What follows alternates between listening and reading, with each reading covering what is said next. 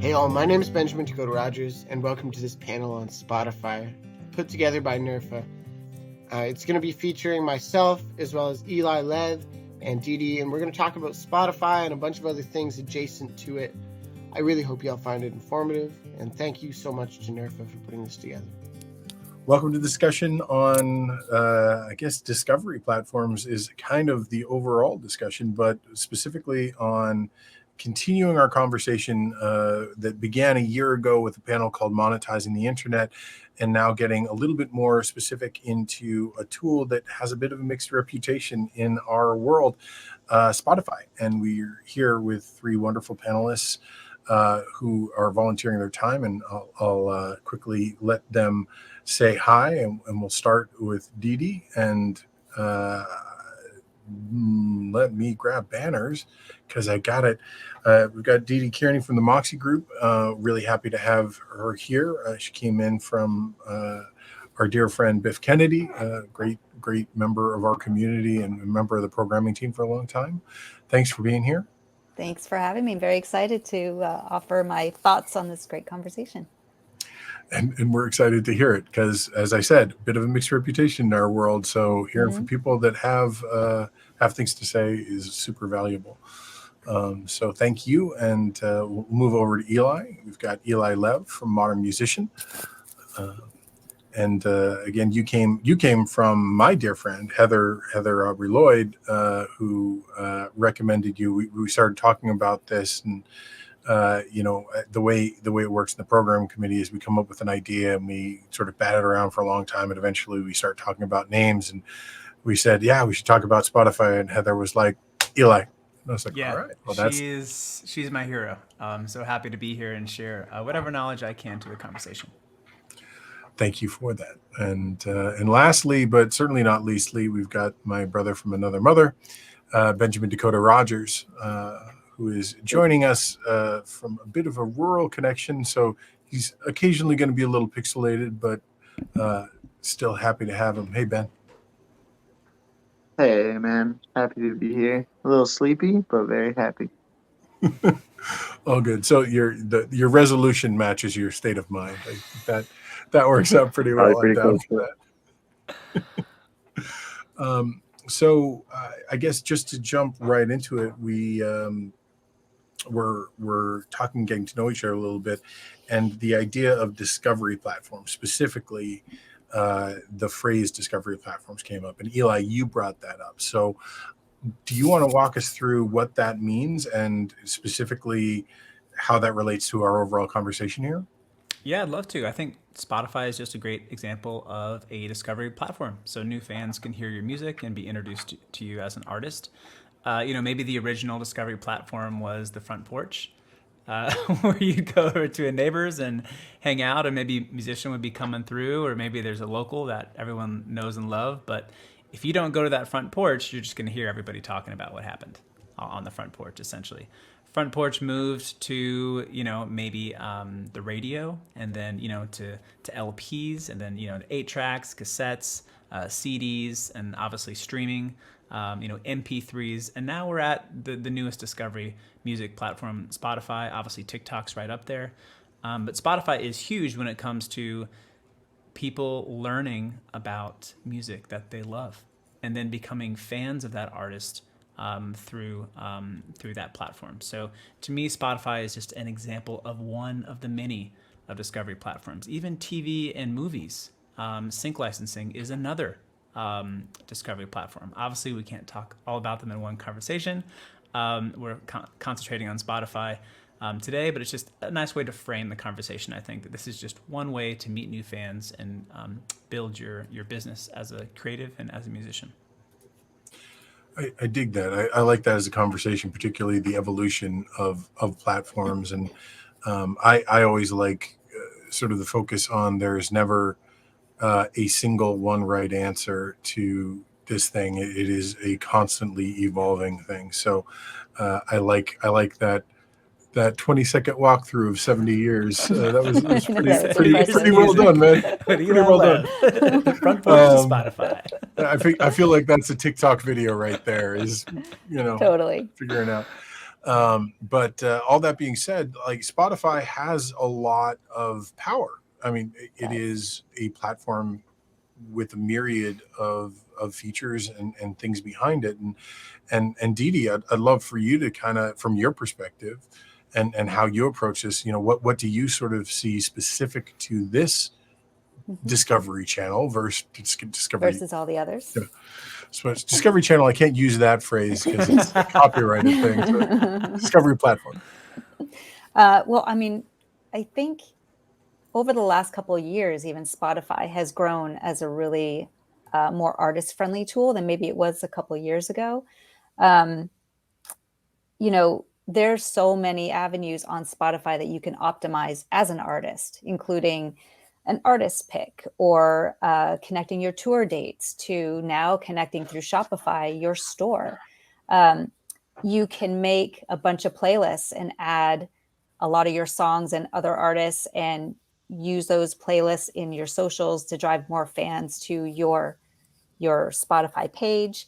And Spotify's come up with Focus, which is, it's just a one stop, and we'll get that website, that link click and for everyone to check out. And it's just a one stop shopping sort of place where you can find out everything and anything you can to optimize your own Spotify page. And it has a lot of tips and tricks in there. I mean, the Spotify for Artists platform does have, and they try to give artists as much information how to optimize their profile. But if you actually take the time to go through that checklist and optimize your page, it can be quite powerful. And then the other thing is releasing a lot of music. Spotify wants you to consistently release music. So even if you wanted to release an album, all of our clients and friends that are artists are taking the single release approach, which I think is pretty standard these days, where you're releasing a new track every 4 to 6 weeks, maybe 4 to 8 weeks. And that just consistently drives more listeners, which will hopefully drive more followers. And it just gives you the opportunity to continually message and make each song that you release an actual event. And so if you're following a very specific strategy of optimizing your Spotify profile, use as many of the tools as possible and release consistently and message that out in your socials, you could be pretty successful. And then you have the opportunity to advertise straight on the Spotify platform, which I don't love. It's okay, but I don't love it. It'd be great to get to a place where you're marquee enabled, which actually we have seen really great success with, but not all artists have the ability to use marquee yet. But I'm sure that, with best practices, you can get to that point. You have to have a certain amount of listeners each month, but we find that marquee is very, very powerful. And there's because I think you're doing a really I'm great just job. I'm just going. A myriad of different tools, all of which are kind of conversations unto themselves. For one, you talked about the Spotify in Focus system that they've essentially offered to any artist but just help them optimize it. I think YouTube has a similar creators platform where once you're a creator, you go in and you're like, here's how to make it work for you. So that's a great resource, and we'll include the link. I tossed it up on the screen briefly while you're doing it, and we'll include it in the liner notes here.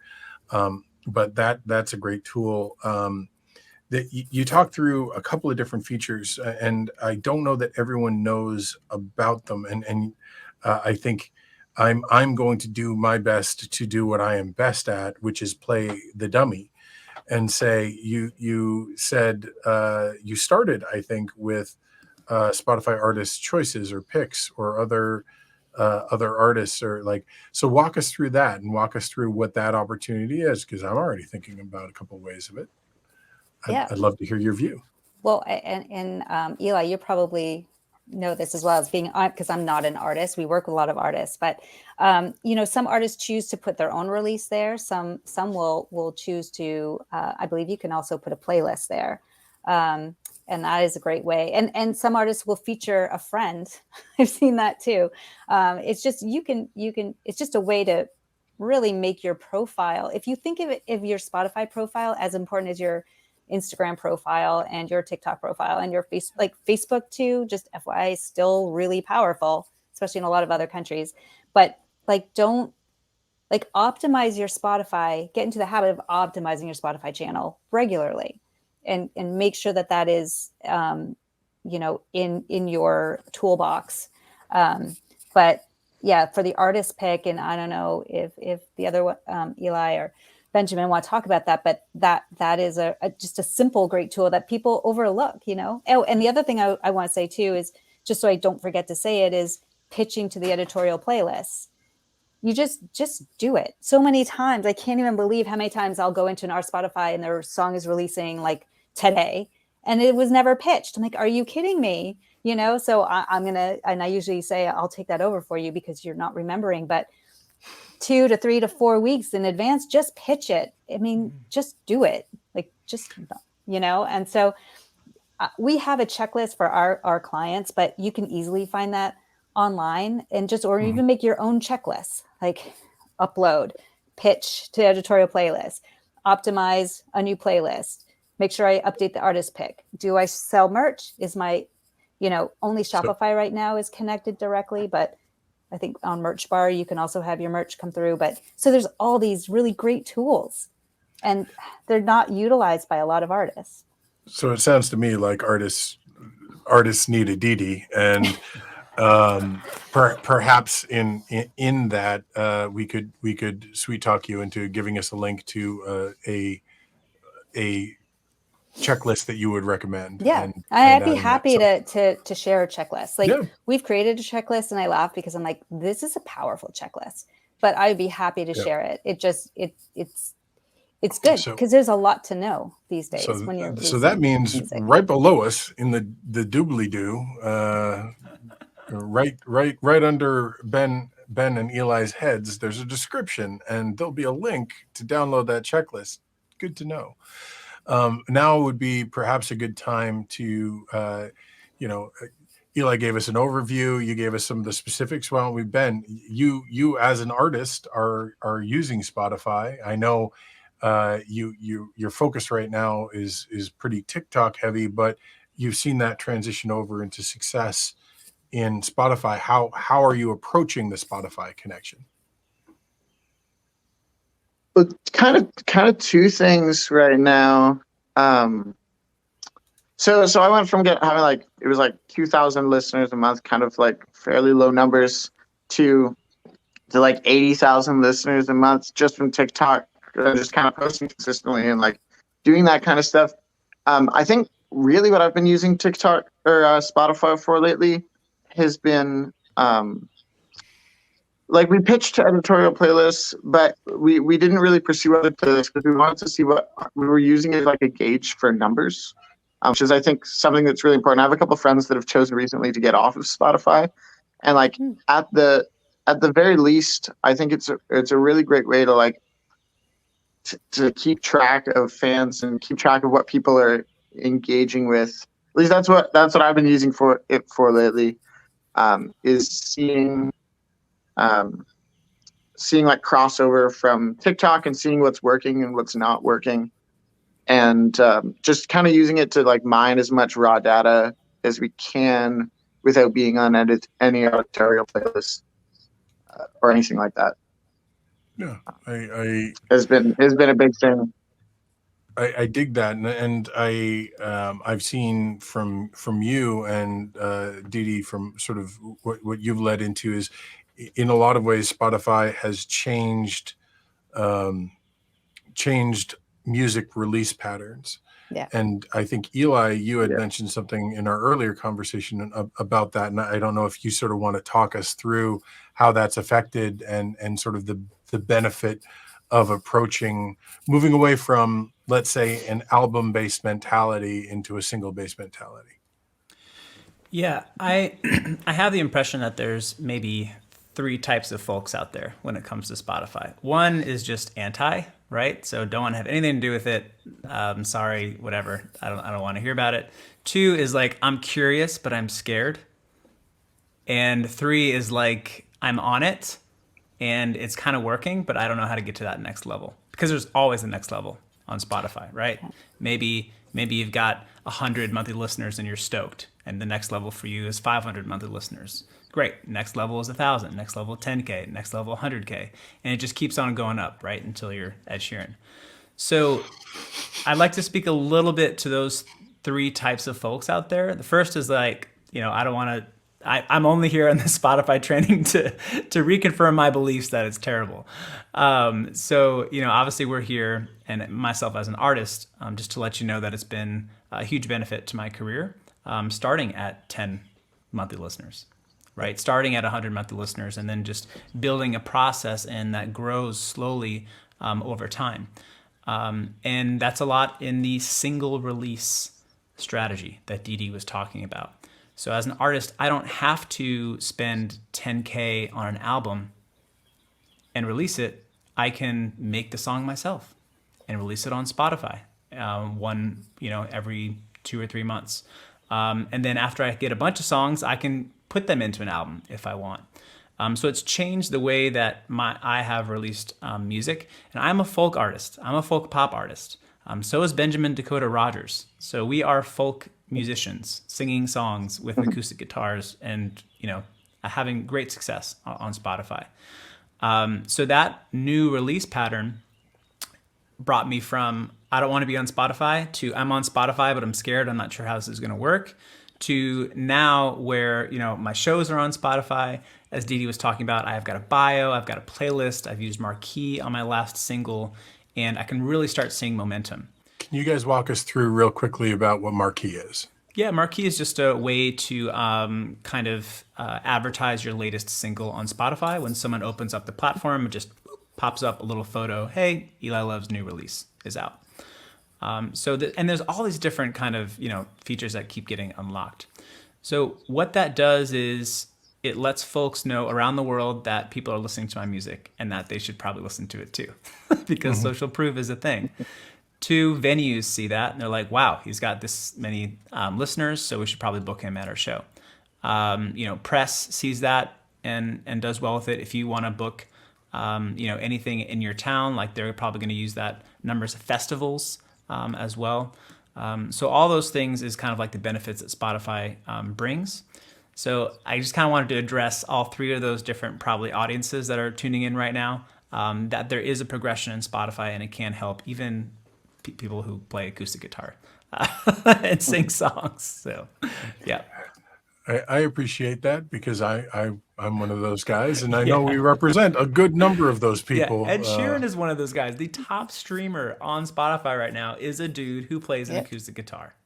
So there you go. So I thank you very much for that, and I think that is part of the evolution of thinking involved in this particular platform, but also in the way people take in music now, where it's not to say the album is dead, but the marketing and use of that kind of product is different. And Deedee, I don't know from your perspective as someone that's working with people on release cycles, is that sort of a conversation that do you run into friction with that change in mentality? Every artist is different. I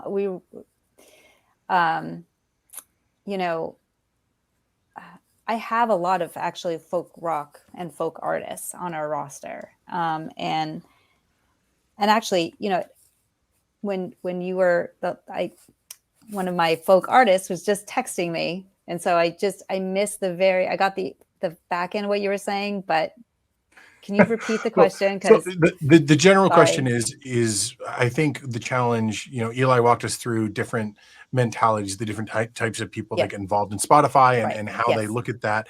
And for me, what I know I run into within our community is this change in philosophy on how to approach the release of the release of the record, which I thought was essentially there's just Spotify essentially, and this is my perception, and by all means, please correct me, or all 3 of you correct me.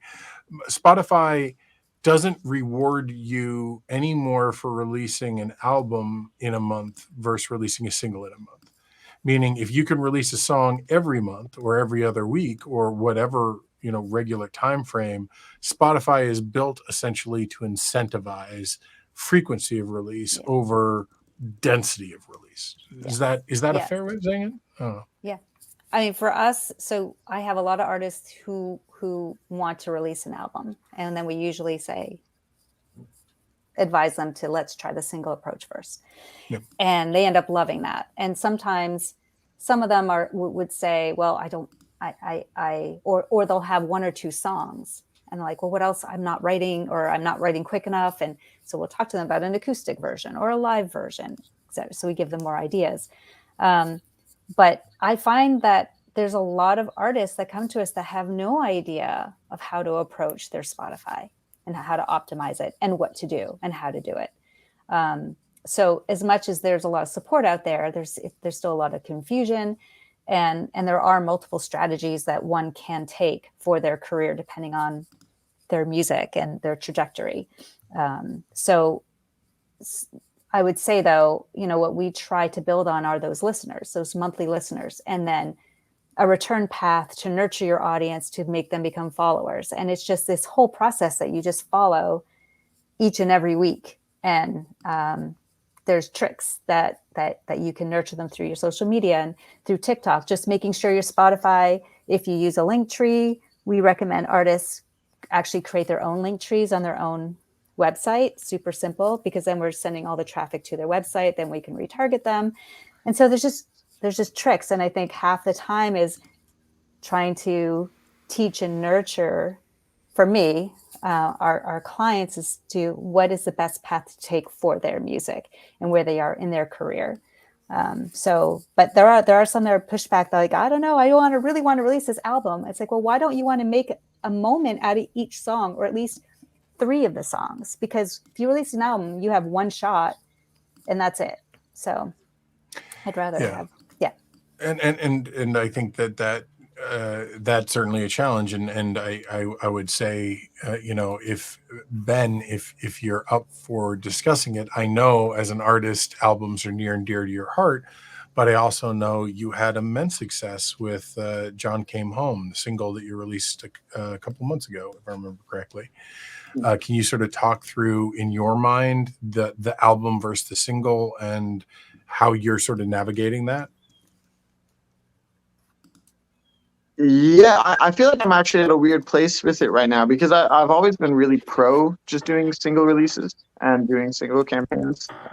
It's worked for me in the past, and I think it's just like, it's really rewarding. And I think one big thing is just like, you have to have so much content, or like the algorithms and all of the social medias want you to have so much content.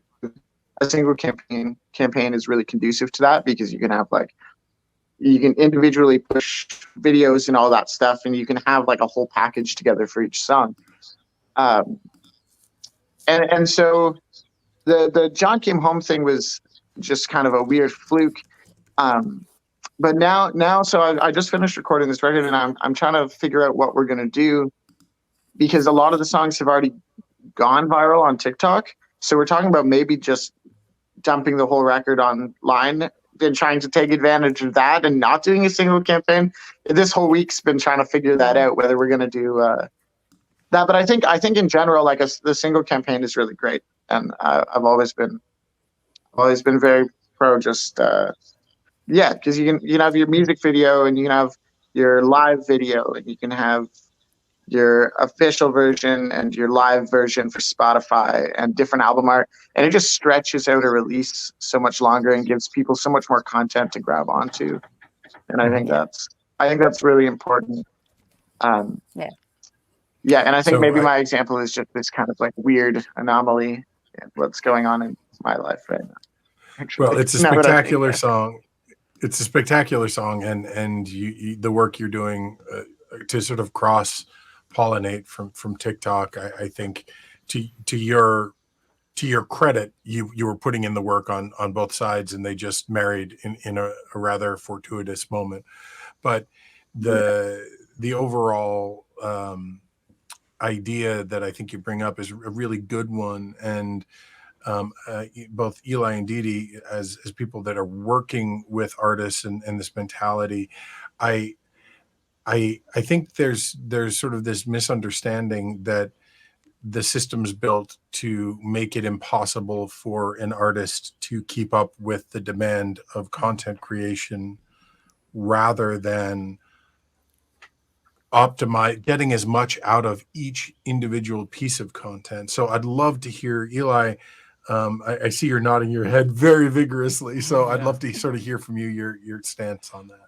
Well, I love that because it gives each song space to breathe and really kind of grow up in itself as a song. Benjamin does a lot of like TikTok, and like, each one of those TikToks are about his original song or a song that he's doing. So his fans get to see each song and really have that connection to it. That used to be the case on YouTube, where there would be an artist and we'd have a official music video, and they're still awesome. For me, I do live streams.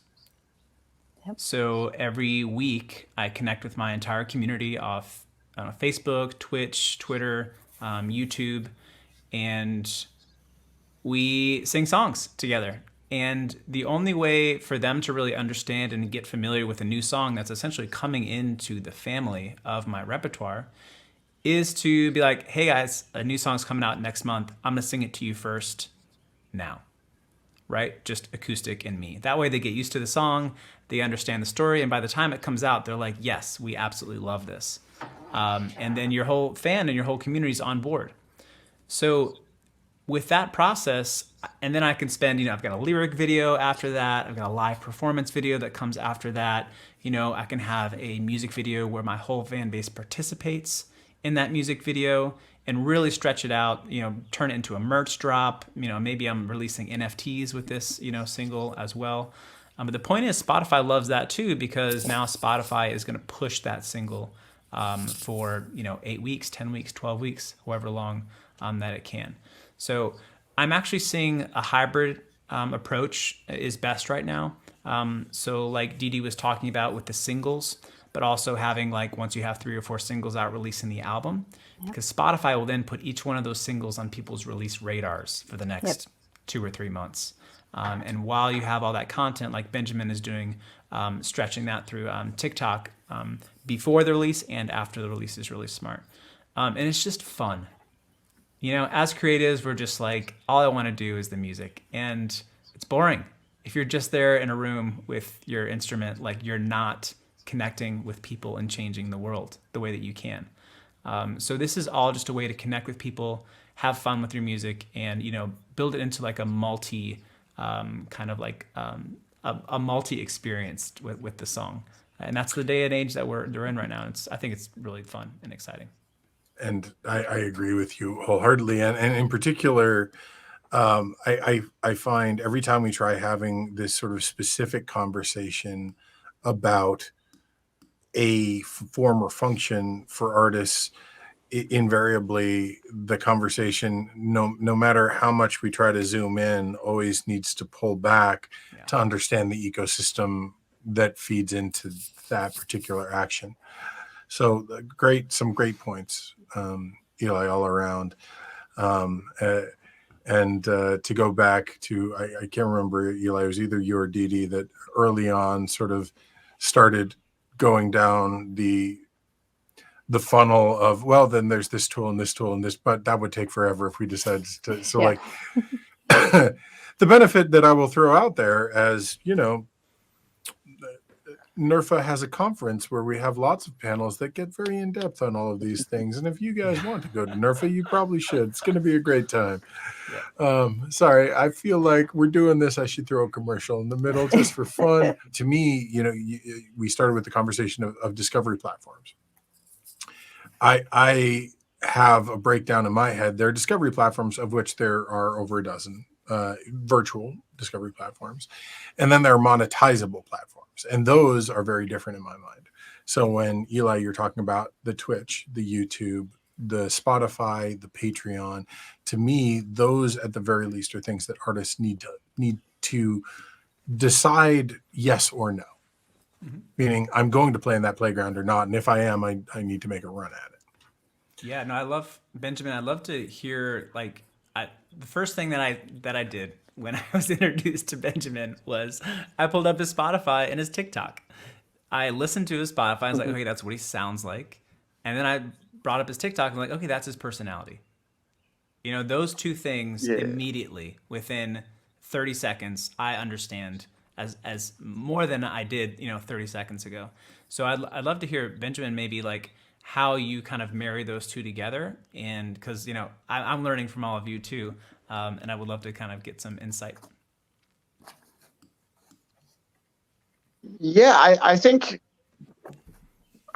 a big thing in my head, whether it's real or not, is it's like the music is like a product that I'm giving people, and it's like it's what I create and what I like. But a lot of like the TikTok and the online stuff and creating long-term fans is selling them on like you and getting them behind your journey and your lifestyle and all of that stuff. I should probably make more lifestyle posts. I live out on a farm and stuff, and do that kind of stuff. But I think that I think like all my social medias are, the point is kind of to make people feel like they know me to an extent, and then the music's really just like a product they can listen to because they believe in the other stuff that I'm doing. And I think that's something that's I think that's something that maybe it's always been like that, but it feels, at least to me, like it's a fairly new thing to me, is trying to I've started like really trying to like communicate with people more over social media and have like meaningful interactions. And like the music is a very small part of having like a long-term community of listeners. That is, to me, that's just like, wow. You know what I mean? Bright lights, if you get like anything from that, like that's it. And Spotify is just another way for people to like connect with you, viscerally as an artist. I know, Deedee, you do this essentially with the Moxi group, like introduce artists to their communities. Well, what I'm getting from both of you is you're both doing the work. Yeah. You're both doing the work. You're doing live streams. You're on TikTok every day. Like unfortunately, we're in that time where you have to be active on your socials and you have to nurture those fans and you have to create content that is you, that you feel comfortable doing, but you have to be creating it. Right. And I think for us, that's our biggest challenge with our artists. The music might be incredible and the record is done and the singles are done and the art is beautiful. And then it's like, well, okay, I need a 15-second of teaser of this, and then I need a 30-second of this, and I need a vertical here, and I need a horizontal there. And they're like, they freeze, and they're like, I don't want to do it, or I don't feel comfortable, or we'll give them ideas, and they'll give me 10 of the same like hook, and I'm like, well, maybe I'll give them ideas to create this other content. And some clients are like, I don't want to be on TikTok. I don't belong on TikTok. It's like, yes, you belong on TikTok. Everyone belongs. And everyone belongs on TikTok. I think it was Gary Vaynerchuk, like the biggest digital marketing guy. He was like, if you're in music and you're not on TikTok, you're just like, that's what sorry for swearing, but like, that's what he said. I was like, you're right. And so, you guys are both doing the work, and like you're the CEO of your business, right? Like you are up here and you're making decisions and you want to figure out how to make a living. Spotify is one part of it, but how do you drive those fans to Spotify? Mm-hmm. And how do you optimize all of your channels? Pick your channels. You don't have to be everywhere. I love, Eli, that you're on Twitch. I think Twitch is so fun. Yeah, fun. And I just, there's so many amazing free opportunities for artists these days to like amplify themselves. Also, like, I can't even tell you how important it is to nurture that mailing list, to have a mailing list and to nurture that mailing list. I mean, you can make a lot of money just on people who follow your mailing list. And so there's so many different avenues and ideas, and Spotify is just one of them. But Spotify, I think, is really important if you're nurturing it right and coming at it with a strategy. And if you're making fans on TikTok or Instagram and you're using Reels, like right now, if we had our choice, we'd have all of our clients just posting to TikTok and Reels. Mm-hmm. That's it. and shorts on YouTube. Like that's, so, but you're doing the work. And that's where I think it's really important to hone in on that message is you do have to do the work. Yeah. Agreed. That's I think that the challenge, and in fairness to most artists, I don't think it's an aversion to work. I think it's it's not an understanding of what the of work what is. the work is. Yeah, it is, and getting over that fear of like what, like I'm looking at the TikTok now, Benjamin, like you have an aesthetic. Like I would want everyone to like check out, like you have a real aesthetic and it's consistent and you kind of know what to expect and it's really cool. So, it is. It's about understanding what the path is. And just to expand on that, Deedee and Benjamin, it's like really the main goal here is not just to connect with fans, but to bring our music and our personality into their lives. I think you connected that. Benjamin is like introducing who you are as a person to your fans, but also like in that way, having them feel like you're part of their everyday existence kind of thing, and really kind of knowing you as an artist. So we can't, although some of us might want to, we can't have a phone in front of our faces like 24 hours a day watching TikTok, right? We're going to have to go on lunch breaks where we're going to be listening to music. We're going to have to be, being in cars, going to our next, appointment, listening to music. We're going to be winding down at the end of the day, listening to music. And if we are available on Spotify, and if we're keeping it up on Spotify and like, fresh on Spotify, that's just another part of a fan's life that we can enter and make better with what we spent creating with our songs and our tunes. So I love the holistic approach that we're going to, but also the fact that Spotify is just one way to, connect with fans in our community in their lives, and just another way to kind of access our music. And there's almost extrapolating on that, Eli, there's sort of, to again reference a previous panel that we did, there's sort of an understanding the funnel aspect of where you are choosing to engage, which is, if I'm choosing to engage in Twitch, how am I making Twitch pay off on Spotify or on these you need to actually implement a strategy for how these things feed each other. Because if you're keeping them all as individual silos, you will work yourself to death. There's no, if there's no payoff between them. So can we talk about that? Can we talk about the money part now? Because that's also exciting to me. Please. So you know what? You seem so passionate about this. We're big heading you. There you go. Eli, you're getting big headed. So I see the title here, Spotify and Money, which is just it's a cool title. I like that. Because really money is just for us as artists to have the financial freedom to create, right? And to live the life that we want, essentially. And just how can Spotify maybe help us do that? And I think everyone first talks about is like, oh, Spotify just pays us this amount per stream, right? We automatically go there and it's super low. So we're like, so Spotify can't help us make money. And I'd like to counter that kind of thinking in that Spotify can absolutely help you make money because it introduces your music to fans. And if you have other systems built out, like Ethan was talking about, that's where you monetize those fans, whether it's mailing list or texting list or calls to action on TikTok, like I'm sure Benjamin is doing, or even, Twitch. If you bring your fan and community to Twitch, you can make earning there. So Spotify in itself, you know what I mean? Like, okay, yeah, you might get like a certain amount or it might be less than you think. But honestly now, like as a smaller artist on Spotify, like there is regular paychecks coming in and that helps me make music and, make decisions about my business. So I think Spotify is a crucial part about bringing revenue in as an artist. And, different ways of doing that is really kind of interesting to figure out. But it doesn't mean you have to throw everything out. Right? Spotify can be one part of your piece as a musician to bring in revenue. I still sell tons of CDs. I love CDs. Great audio quality, live shows, they absolutely fly off the shelves still, and t-shirts.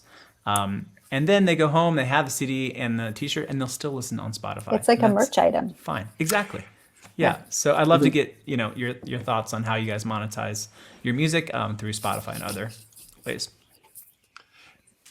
I will throw out as we get into that. I do think that there is a very interesting conversation to have specifically about merch, because what our artists are finding, Eli, is similar to what you're saying, in that people still are buying CDs, but they're buying the CDs not because, like, I know a bunch of people that buy CDs and don't even open them because they don't even have a CD player. The CD is the excuse to give an artist money.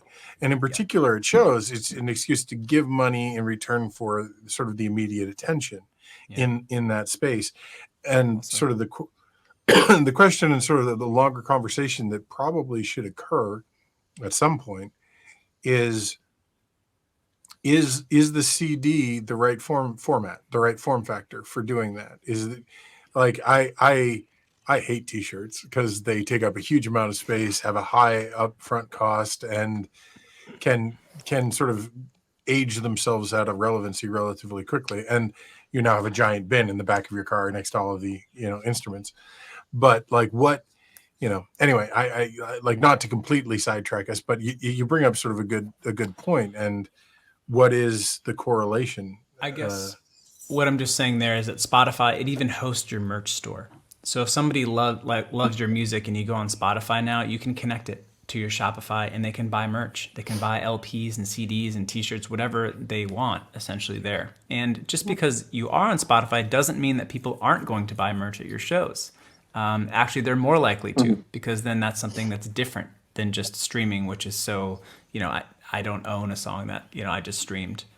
So to your point, Ethan, having something that really connects them more to the artist is important. But yeah, I'll leave it up to Deedee and Benjamin to expand on that. I'll let Benjamin go. Yeah.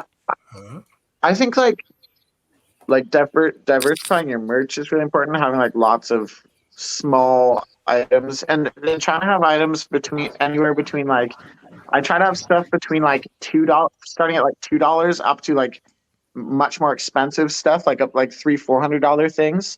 So there's like a big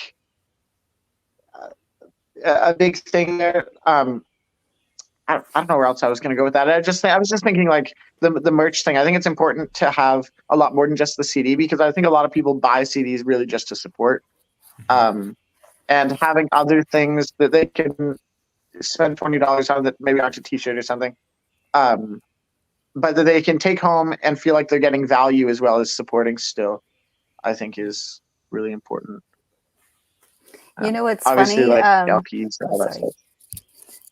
When you were talking about the code, like, so Spotify, like, when you're selling merch, a friend of my daughter's is literally making $500 a month by putting a Spotify code of her favorite songs on stickers she designs. Like, I don't know why she's making that amount of money, but I'm like, that is, like, even if you were to create stickers that has your Spotify code on them, like, that's just fun. Like, why not?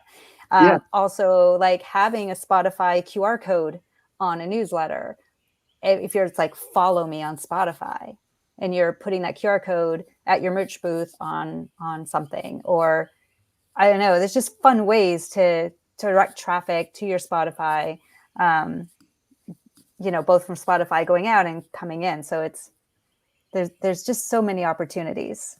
It's exciting. Agreed. And I think that's sort of that is taking the focus on what can Spotify bring to you. And once you can really turn that into a thriving part of your ecosystem, how it can feed you in other ways. Yeah. And Eli, thank you for bringing us to that sort of conversation. Yeah. Yeah. Just as an example of how I use Spotify in my, you call it ecosystem. You could also call it a funnel if you want. Yeah, we call Marketing funnel even. Everything's a funnel, according to some folks out there. But my ecosystem, or my funnel, essentially is, running advertisements on Facebook or Instagram, or having organic, just kind of growth on TikTok. And directing people to listen to my music. And where do they listen to my music? On Spotify. That's my just like choice for music platform.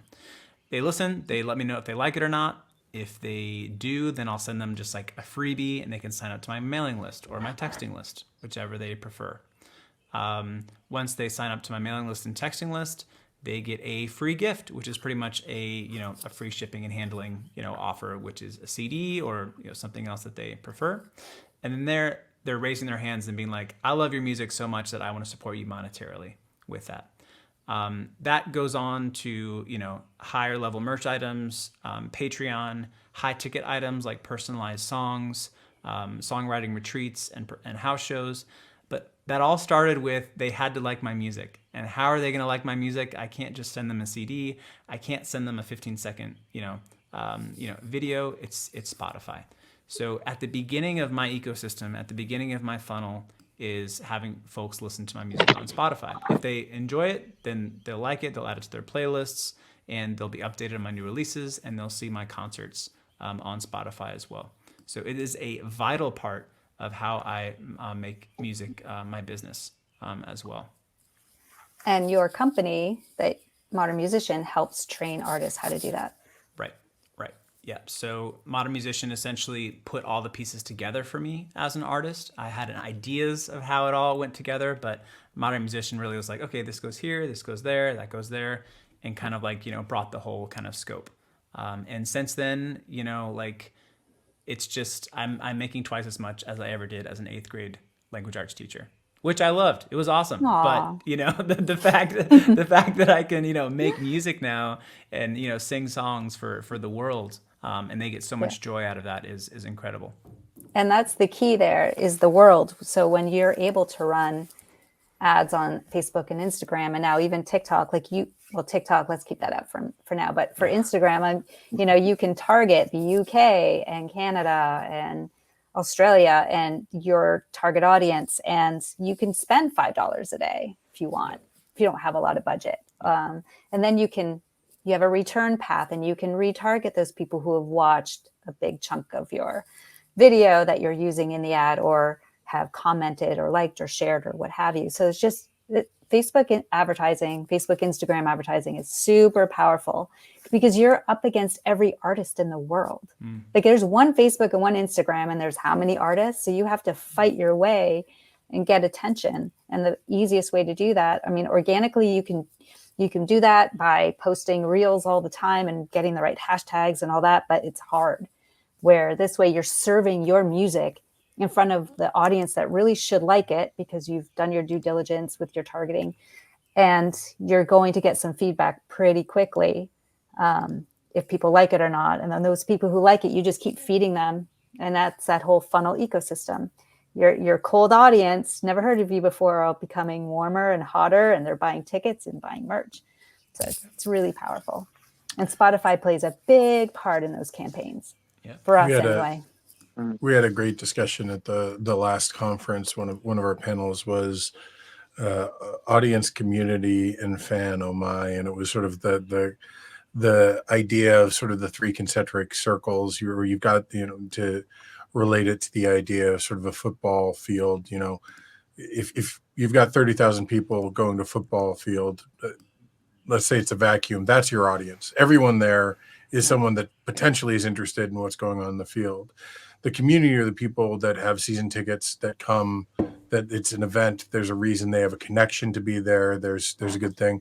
And the fans are the ones that have painted their stomachs red and are wearing cheese on their head in negative 30-degree weather, and understanding sort of the play in those different communities of people and what they're looking for from you.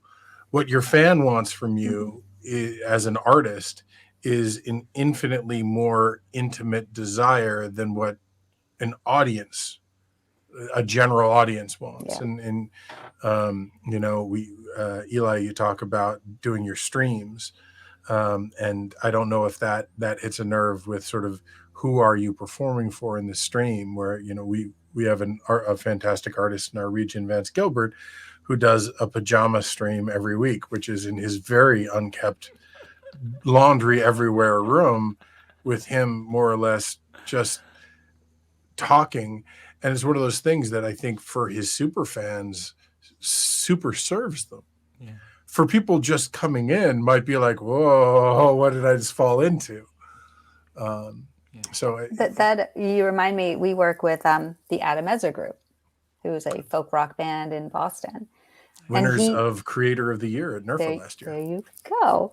And so when the pandemic started, he did a live stream that night, the first Friday when everything shut down. And then the next night, he's like, you know what? Let's do this again. And he ended up playing and branded the live stream, an hour live stream every night for a year. Went to about a year and a half. And it was called the Gathering Series. They made pajamas, you know, and then so he was able to monetize, and the fans coming thousands every night. Yep. Like, what? Yeah. I couldn't believe it. So it was really powerful, and he was just feeding and growing that audience, and they make a great living and performing and selling merch, and so it's great. And his Spotify game is pretty strong too. I've seen his setup over there. I'm assuming you've had something to do with that. We've worked a long time together, yeah. So we're awesome. They're not finally, but they've taken the singles approach, which they never really did before. Yep. So that's rolling now, and it's great. But they're a hardworking band, and I joke with Adam all the time that he could actually probably run one of these calls as a marketing person, because he's so clever. He's like, I would that sounds like the worst idea in the world, but he's so good at it. But yeah, so it's exciting when artists continually grow and learn and open themselves up to the possibilities. So, because there's a lot, digital marketing is not easy. It's not. There's a lot of nuance to it, but it's powerful. And along those lines, we've overall had a nice holistic conversation where we've started Spotify, we've grown up to understand the ecosystem, we've come back in. Let's refocus on Spotify for our final 20-ish minutes. And what are in your opinion, and we'll go around the circle, each of you, I'd love to sort of have your thoughts on what are the sort of 3 things that you want artists to approach this tool with, as far as what do you think that they should be coming into that engagement in their heads. And Deedee, since you just talked, I'll keep it at you and put you on the spot. This is also kind of what you do, so I feel like I'm putting you on the spot, but it's like this is a T-ball game to a certain extent. I feel like you're going to knock this out. Well, I guess the first thing would be to embrace and optimize your profile. So make sure the bio's updated, the profile, the pictures are updated. You're making a bunch of playlists. You're just optimizing it to the best of your ability. And then I would invest in ads, Facebook and Instagram ads. I think that would just catapult your Spotify to the next level pretty quickly. And it is nuanced, and but artists figure it out all the time. And there's modern musician that teach independents how to do it. We do it for those artists who don't want to do it. They're like, just do it. So I would focus there. And then in the social media world, make sure that you're driving people to your Spotify, whether it be in stories or in your bios with the link, just pushing that out, and tell your followers, your communities, your fans and community to, hey, if you're not following us, come follow us. Or, hey, if you listen to this, like, just to continually tell them the call to actions are really important, because some artists might love you, but they're like, oh, I haven't even followed them. So just continually pushing that message on socials. Those would be the 3 areas I would focus on. I like it. I love it. I saw, Eli, you were nodding your head for a lot of those, so I'm assuming that means there's probably some overlap. So I'm going to skip over to Ben and give you a chance to come up with new ones instead of just having a rehash Deedee's. I think something that's important is vilifying it a lot less. I think people like vilify Spotify a lot, and like if you're gonna be upset about the streaming like royalty payouts and stuff, view it as like it's a really wonderful way for people all over the world to listen to you consistently, and whether you're happy with whatever it pays you or whatever, and you can find a way for it to make you money.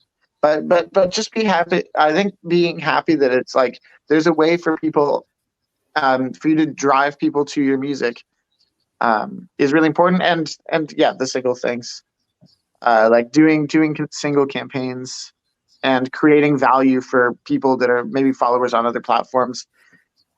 I don't know, my feelings towards Spotify right now are just like, it's like a reward for people on other platforms that are following me. I'm like, here's this thing that you can listen to, and I can give you when I'm not online.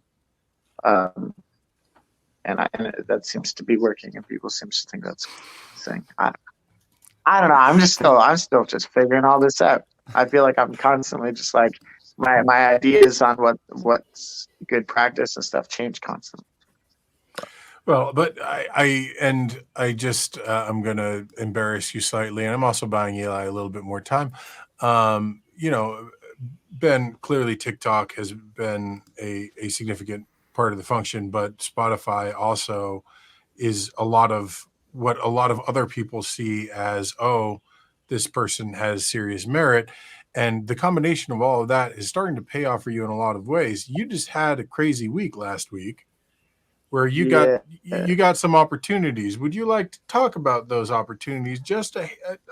I would like you to brag about crazy opportunities for a minute, if you're comfortable. And if you're not, I'll do it for you. Yeah, I guess. Yeah. So last week was super crazy. Opened up for ZZ Top and then Sarah McLachlan, which was really fun. So we went down to Michigan, and I guess all this came about because of TikTok and Spotify, and I have a really wonderful manager and team that's helping me. But went down to Grand Rapids, Michigan, and opened up for ZZ Top at Frederick Myers Gardens, which was very cool. And then the next night, opened up for Sarah McLachlan out in Norfolk County, about an hour from where I live, which was pretty fun.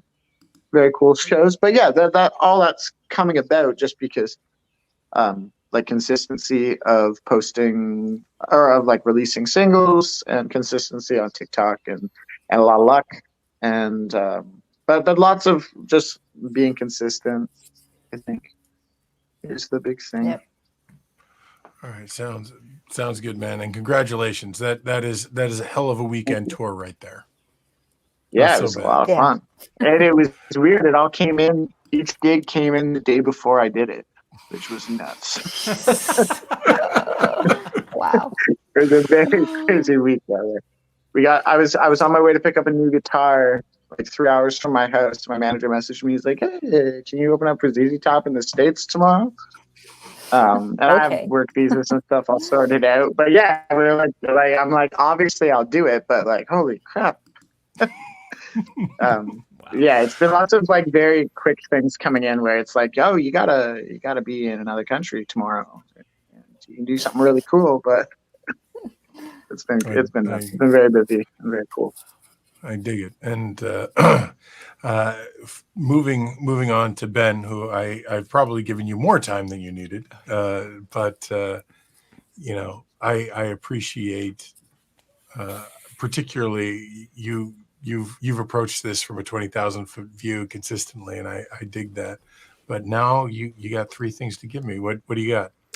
Yeah, I like humans. I'm a humanist. I like being a citizen of the world. And when you asked me something like a few points, I just went to my artist on Spotify, and I saw in the last 28 days, 18 people from Kazakhstan listened to my music. 7 people in Kuwait heard my songs. 4 people in Bhutan, right? Like I could just go on, but that is just mind blowing that I don't have to tour in Bhutan. I can't sell a CD in Bhutan. Like they maybe don't have, enough service to get a TikTok video or a YouTube video where they are. a But good they point. can get Spotify and they can hear my songs. And that just makes me so happy as a creative and as someone who, does songwriting for a living. So number one, Spotify is a way for me to connect with the world and to know that people are listening. Two is that it's a great way to monetize your music. It can sustain you as an artist. It can just be yet another revenue stream that brings something in that gives you the financial and creative freedom that you're looking for. And it can also be a way for people to discover your music that normally wouldn't. It can be part of your whole kind of like marketing and ecosystem. So to me, it ticks all those boxes. As a human, as a musician, and as a business person, like Spotify has been there for me. So there's always going to be nuances and small little tricks that we can do, which are part of that. But just from a big picture perspective, it checks all those boxes for me. That's great. I love it. So I think I love that started small, went big, small, big, and now we've sort of focused on those areas. I would sort of use this sort of as we start closing down. We've made mention of Modern Musician and we've made mention of the Moxi group. Eli, talk us through a little bit about what you guys do. Yeah, so I'm a bootstrapper. I'm just like a straight independent guy, like no manager, no like not going that way, and that's fine. Like I'm not, I have a different kind of path for my music, and I like that approach. And Modern Musician was a really great fit for me. They teach independent musicians like myself without necessarily a manager or a team behind us to do that, to build the systems and understand kind of how they can all fit together and make music a full-time pursuit, which it has for the last 4 or 5 years. I've just been a full-time musician, and every year just gets a little bit, my tours get a little bit bigger, my community gets a little bit bigger, and bless you, revenue as well keeps going up. So all those things are pretty awesome. So independent musicians definitely a way who are willing to learn and put in the time to build the systems. It might be a good route for them. Yeah, that's great to hear, and particularly the fact that you decided to go the route of being a full-time musician right before the pandemic and continued it through it. Your timing circuitous, my friend. Amazing. But like Deedee was saying with the Adam Ezra group, I just started going live. I'm still doing Folk Fridays 2.5 years later with my community every Friday and building that space for everyone. It's not with hundreds of people, but we've got our crew, and they're supporting me as a musician in ways that I could never even have thought of. Just that kind of like small, close-knit family. So. And there's so much to be said specifically for the idea of consistency. And it's a word that all three of you have used in different contexts and related to different tools and different things. But the reason Adam Ezra got the Creator of the Year award last year wasn't because of one thing he did. I mean, he's got things like the Ramble, which are wonderful fundraisers and creating creative things. It was because of the fact that he did 460 or 70 consecutive everyday shows, bringing this audience every day for an hour or more. For an hour. When he was crossing the country multiple times, he was literally pulling over the side of the highway with a USB Yeti mic, doing a show and keep going. So like there is something to be said for, yes, the people that, I think people use terms lucky, and Benjamin, you got lucky, but you get lucky when you do things consistently all the time. It's funny how lucky hard and consistent workers are. So I think that's a point that all three of you hit on. I just felt was worth taking a step back and recognizing. Yeah, absolutely. So I love hearing about that. Deedee, do you want to talk about the Moxi group? I would love to hear about it because you and I just discovered that you are 10 miles away from me. So cool. And we're having lunch soon together. Oh, yeah. So, I mean, just to give the lay of the land, like I come from the major label world. I was in the major label world for 30 years, 20 of them at Capitol doing radio promotion. So when I decided to go out on my own, I thought I was going to get into streaming because I had some connections at Spotify and Apple Music. I'm like, oh, artists need this. It's the Wild West. I don't want anything to do with streaming. It was just crazy town. So we do social media management for artists. So those artists who hate socials or need help with their socials, I have 3 social media queens, I call them. They're amazing, and each of them handle between 5 to 10 artists, depending on, how much their needs are. But on the side, we do a bunch of advertising, and to the point that Eli was talking about. So we do a lot of Spotify. We do tour marketing. We do e-commerce. We did have for a year. We don't have them anymore. It's okay. They pivoted, but I think they're coming back to do TikTok. But we had the Tom Petty estate. We ran all their e-commerce, which was bonkers. And it's so funny because we got a peek inside the Warner Brothers ad account, and that was fun. It was interesting. That's all I'll say, because in case any Warner Brothers people are out there, it's just that what the modern musician does and that we do is very, very high level compared to what's being done on a major label. And so that was really, really great and amazing. And so we run TikTok campaigns, we run YouTube campaigns. Artists mostly some artists, it's all different. They want to sell their merch, sell their tours. Some just want their Instagram numbers up and their Facebook numbers up, or they want more fans. Everyone wants more fans. We do a lot of mailing list building, Spotify growth, YouTube numbers, all of it. Nice. TikTok is super powerful at the moment, though. Like the TikTok ad account, it's really powerful. It's awesome. So that's what we do. It's really fun. We have a good time. We love music. Awesome. Awesome. Well, as you said when you started, we're going to talk some more because I'm looking forward to that in particular because we can do it over coffee. I can walk there with my dog. This is great. So we will talk more about those specifics as soon as we're offline. But Ben, I want to hear from you. What is next for you now that you've had a nice lazy week opening for ZZ and Sarah? What's the next step? I'm recording a lot. I live in my recording studio. I live up in a barn, right? And I have a very small bedroom and a fairly large recording studio. So I'm priorities. Yeah, I gotta finish. I'm finishing a record, and just like making lots of content is really the big thing. It's just like most of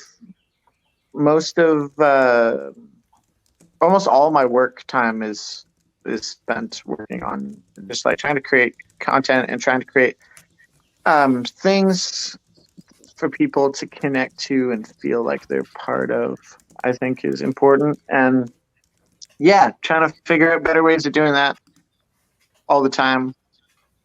And yeah, I wander around the farm that's great. Think about that. I record music, and that's kind of the thing. But that's what's so wonderful is having both of your voices as artists on this panel, because I work with artists, but I'm not a musician. So having your voices, I think, are so much more important, actually, because you're living it day to day. And it's just so interesting to see how different and unique our approaches are, and how, you know what I mean? And that's cool. I think that's awesome. You know what I mean? I don't think there's any one size fits all for any artist in figuring out what fits. You're so right. What fits for each of us and what we connect with. I know artists who only do Twitch, and that's it. And they crush it. They absolutely make a living off it, and it's amazing. And they do a little bit of Spotify, and that's it. Personally, that's not my jam, and I love it. I'm on Twitch, but like I'm not doing a 3 to 4 hours live stream. Some artists only sync. Some artists only tour. Some artists only do streaming. So it's just interesting to see your approach, Benjamin and Deedee, how you serve artists. Well, I want to at least officially sort of bring the conversation to a close, and thank you, all three of you, for being part of it, and super excited to do more stuff with you. I think we already talked about the possibility of getting us all back together to do a sequel specifically on TikTok and seeing where that goes. And thank you. And for everyone watching, to learn more about these three wonderful people, their information will also be in the doobly-doo. And you can thank Deedee for the checklist that we'll have down there and the links to Spotify tools. So thank you for listening, and we'll see those of you that stick around in the Zoom. Catch you all soon. Bye.